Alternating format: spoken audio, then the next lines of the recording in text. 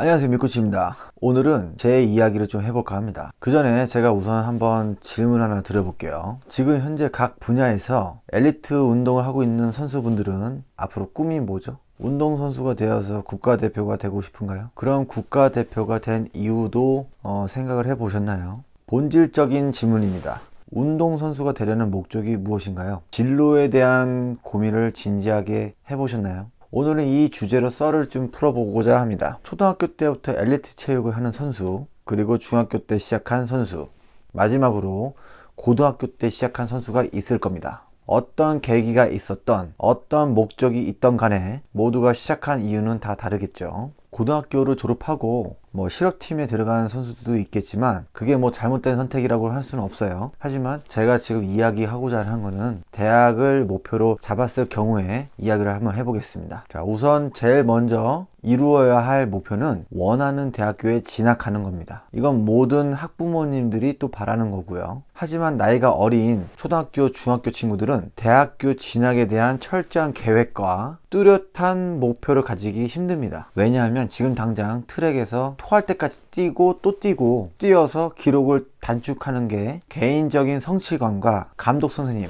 그리고 코치 선생님, 부모님을 기쁘게 하는 게 최우선이기 때문입니다. 하지만 운동선수가 되려면 또래 아이들보다 특출난 재능이 있거나 강한 승부욕, 끈기와 열정이 동반되어야 합니다. 그렇지 못하면 아무리 재능이 있어도 주변을 겉돌다가 운동도 공부도 둘 다 놓치게 되는 상황을 마주하게 될 것입니다. 그리고 운동선수로서 성공하기 위한 몇 가지 조건 중에 중요한 세 가지 조건이 있습니다. 첫 번째는 운동선수로서 본인의 열정, 두 번째는 해당 학부모님의 전폭적인 지지, 세 번째는 교육청 및 학교장의 전폭적인 지지입니다. 하지만 운동선수는 누구나 시작할 수 있지만 끝까지 해내는 선수는 주변에 그리 많지는 않습니다. 훈련 중에 부상을 당해서 운동을 포기하는 친구, 질 안 좋은 친구들과 어울려서 어둠의 세계로 빠지는 친구, 범죄를 저질러서 포기하는 친구, 끝까지 노력으로 버텼는데 재능이 없다는 걸 뒤늦게 깨달은 친구,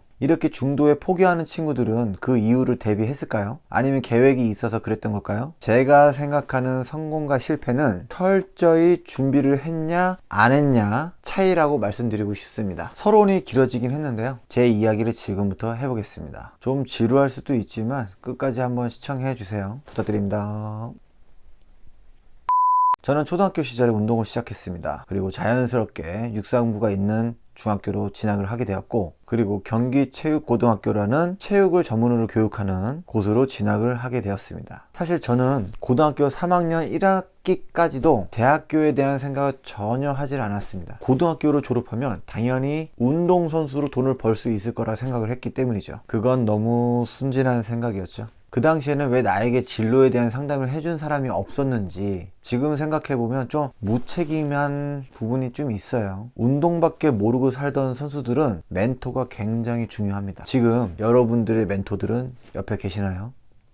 제가 졸업할 때가 된 3학년 2학기 때 현실을 깨닫게 되었고, 부랴부랴 그때부터 수능 공부를 시작하였습니다. 진짜 이게 맨 땅에 헤딩한다는 말이 이럴 때 쓰이는 거예요. 2, 3개월밖에 안 남았는데 수능 공부한다고 생각해보세요. 특히 영어나 수학은 너무나도 취약했습니다. I'm a boy, you are a girl. 수능 몇 개월 남은 상황에서 수학이랑 영어는 이해하고 암기하기가 너무나 힘들었어요. 그렇기 때문에 여기서 체크 포인트. 현재 운동선수를 하시고 계신 분들은 반드시 공부를 멀리 하시면 안 됩니다. 우리 같은 선수들은 항상 플랜 B를 생각을 해야 돼요. 실제로 제 동기 중에 한글을 잘 모르는 친구가 있었어요. 진짜로.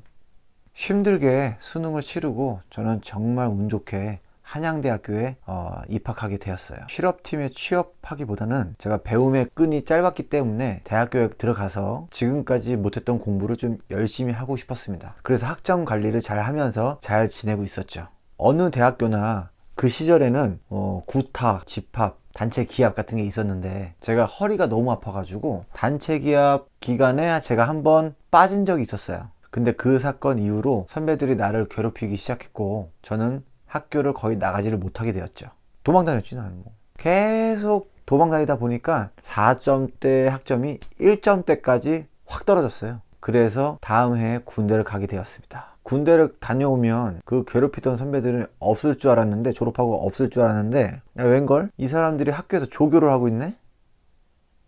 하지만 복학생 예우인지 그때 이후로는 뭐 괴롭히지 않더라고요. 그래서 그때 이후로 복학하고 나서 정말 빵꾸난 학점을 메꾸기 위해서 정말 열심히 공부했습니다. 공부를 열심히 하다 보니까 자연스럽게 자격증도 따게 되었고, 더욱더 전공에 대한 열정이 불타오르기 시작했습니다. 차근차근 사회에 나갈 준비를 제가 하게 되었던 거죠. 사회에 나가서 내가 돈을 많이 벌려면 어떻게 해야 할까 고민하다가 복수전공으로 생활체육학과를 선택하게 되었습니다. 원래 제 전공은 경기지도학과인데 과 자체가 좀 엘리트 냄새가 나서 대중적인 냄새가 나는 생활체육학과를 선택하게 된 거죠. 여기서 또 한 가지 체크 포인트. 대학교에 진학하면 다중전공, 복수전공이라고 해서 이런 걸 추가로 더 선택할 수가 있어요. 예를 들어서 마케팅 관련 학과를 추가하면 본인 전공이 스포츠니까 스포츠 더하기 마케팅, 그러면 스포츠 마케팅 관련 일을 할 수가 있겠죠. 기본적으로 체육이라는 소스를 우리가 가지고 있잖아요. 지금 체육을 전공했기 때문에 체육에다가 다중전공, 복수전공으로 경영, 마케팅, 언론, 정치, 법학, 역학, 영양, 재활 등등 여러 가지를 믹스해서 새로운 분야를 개척할 수 있는 힘을 키울 수가 있습니다. 반드시 참고하세요. 그래서 저는 2개의 학과를 이수를 하고 각종 체육 관련 자격증을 가지고 무사히 졸업을 하게 되었습니다. 졸업을 했으니 당장 돈을 벌어서 생활을 해야 되는데, 이때 미리미리 따둔 자격증이 취업을 할 때 굉장히 효과를 봤어요. 저는 원래 체육 선생님이 되고자 했지만 그 당시 집안 형편이 너무 안 좋아져서 당장 돈을 벌어야 되는 상황에 놓이게 되었죠.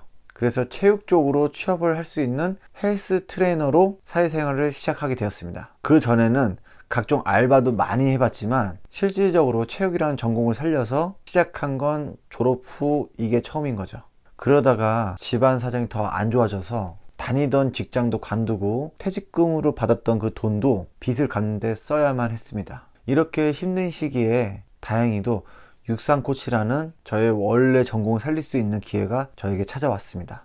저는 정말 육상을 더 열심히 공부했고, 그리고 아이들을 정말로 열정을 다해서 가르쳤어요. 그래서 제가 정말 운 좋게 제가 가르치던 학생들이 전국대회에 나가서 좋은 성적을 내주었고, 저는 항상 행복한 나날을 보냈습니다.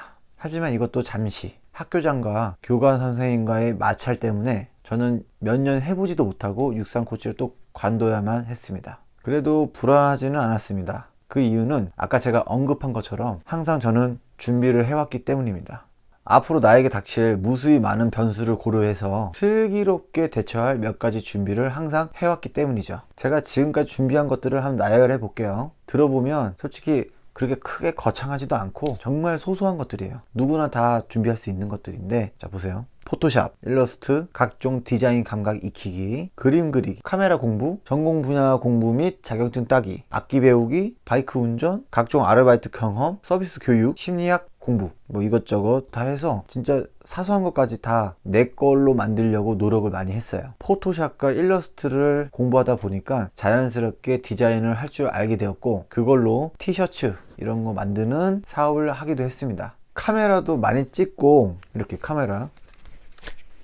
카메라도 많이 찍고 공부하다 보니까 여기저기서 촬영 일도 많이 들어왔었어요. 심리학 공부는 트레이닝을 할 때나 선수들을 코칭할 때 정말 유용하게 잘 쓰였고요. 이처럼 별거 아닌 걸로 치부될 수 있는 것들로도 돈을 벌 수 있는 기회가 온다는 사실을 아셔야 합니다. 그리고 항상 준비를 해야 하고요. 서두에 언급한 것처럼 성공과 실패는 준비된 사람과 준비 안 된 사람으로 나누어집니다. 예를 들어서 평소 알고 지내던 지인이 뭐 소개를 해줘서 좋은 대기업에 일자리가 났는데 근데 뭐 관련 자격증도 없고 경험도 없고 경력도 없고, 그러면 지인 소개를 받아도 거기 가서 붙을 수가 없어요. 제가 실제로 이런 경우를 굉장히 많이 봐왔어요, 지금까지. 그래서 여러분은 꼭 준비를 하시기 바랍니다. 기회는 어느 날 갑자기 찾아와요, 예고 없이. 자, 이제 마무리로 오늘 내용을 간단하게 정리를 해보겠습니다. 첫 번째, 학창시절에 공부를 게을리하지 말자. 중간에 운동도 공부도 다 포기하면 낙오자가 될 확률이 높아집니다. 두 번째, 뚜렷한 목표를 가져라.